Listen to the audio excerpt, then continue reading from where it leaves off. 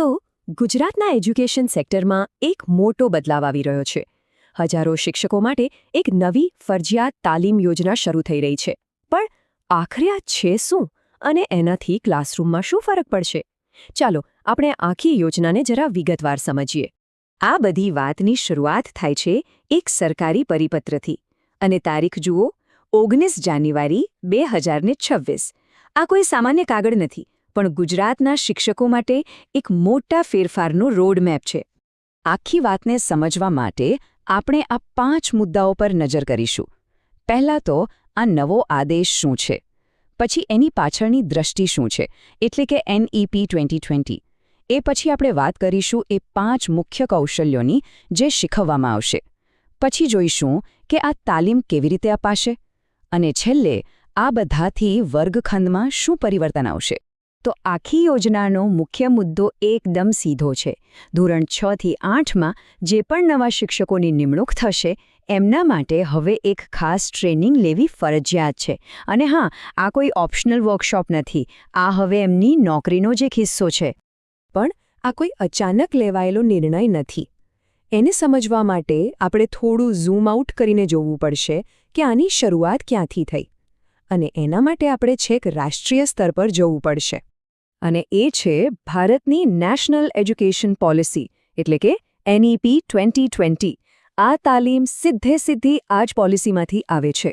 આ પોલિસીનો હેતુ આખા દેશના એજ્યુકેશન સિસ્ટમને અપડેટ કરવાનો અને સુધારવાનો છે. આ પોલિસીના મૂળમાં એક બહુ જ સરળ પણ શક્તિશાળી વિચાર છે. જુઓ અહીં શું લખ્યું છે. શિક્ષક જ આવનારી પેઢીને સાચા અર્થમાં યોગ્ય દિશામાં આકાર આપી શકે છે.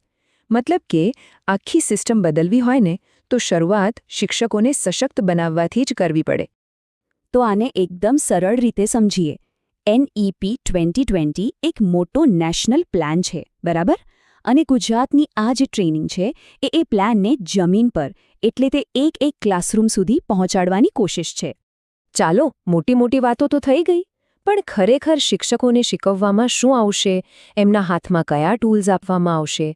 ચાલો હવે એ 5 મુખ્ય કૌશલ્યો પર નજર કરીએ જે આ ટ્રેનિંગનો આધાર છે. આ 5 મુદ્દાઓ આખી ટ્રેનિંગનો સાર છે.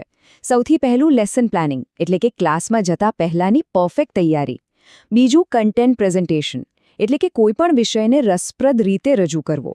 ત્રીજું ટેકનોલોજીને બીજા સાધનોનો સ્માર્ટ ઉપયોગ. ચોથું સવાલ પૂછવાની કળા, જેથી સ્ટુડન્ટ્સ પણ વિચારતા થાય. અને છેલ્લું અસરકારક મૂલ્યાંકન, એટલે કે એ જાણવું કે વિદ્યાર્થીઓ ખરેખર કેટલું સમજે. એટલે આ 5 સ્કિલ્સ એક રીતે શિક્ષકો માટે એક ટૂલબોક્સ જેવું છે. હેતુ એકદમ સ્પષ્ટ છે. શિક્ષકોને એવા ટૂલ્સ આપવા જેનાથી ક્લાસરૂમ વધુ ઇન્ટરેસ્ટિંગ બને અને ભણતર વધુ અસરકારક થાય. સારું, પ્લાન તો બહુ મોટો છે, પણ આ બધું હકીકતમાં થશે કેવી રીતે? એનું આયોજન શું છે? ચાલો હવે એની રૂપરેખા જોઈએ.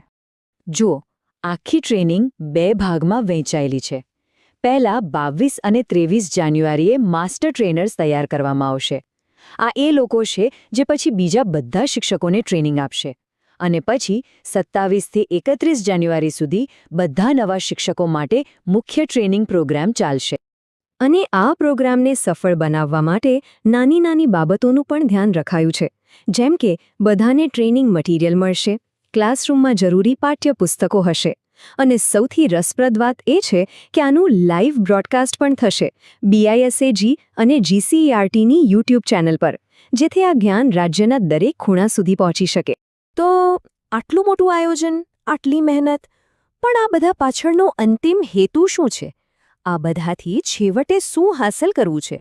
અને જવાબ આ એક જ વાક્યમાં છે. આખી યોજનાનો સાર એટલો જ છે કે શિક્ષકોને સશક્ત બનાવવા, જેથી તેઓ આવનારી પેઢીને વધુ સારી રીતે ઘડી શકે. સીધી વાત છે. જો વિદ્યાર્થીઓનું ભવિષ્ય સુધારવું હોય તો શિક્ષકોના વર્તમાન પર રોકાણ કરવું જ પડે. અને એ પણ યાદ રાખવું જરૂરી છે કે આ કોઈ સામાન્ય સૂચન કે ભલામણ નથી.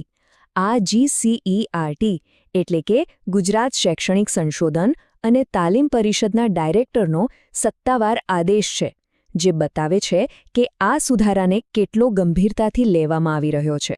તો આના પરથી એક મોટો સવાલ ઊભો થાય છે. શું ગુજરાતનું આ મોડેલ જ્યાં શિક્ષકોને પ્રેક્ટિકલ સ્કિલ્સથી સજ્જ કરવામાં આવી રહ્યા છે એ આખા ભારતીય શિક્ષણનું ભવિષ્ય બની શકે છે? શું આ જ સાચો રસ્તો છે? ખેર, આનો જવાબ તો આવનારો સમય જ બતાવશે.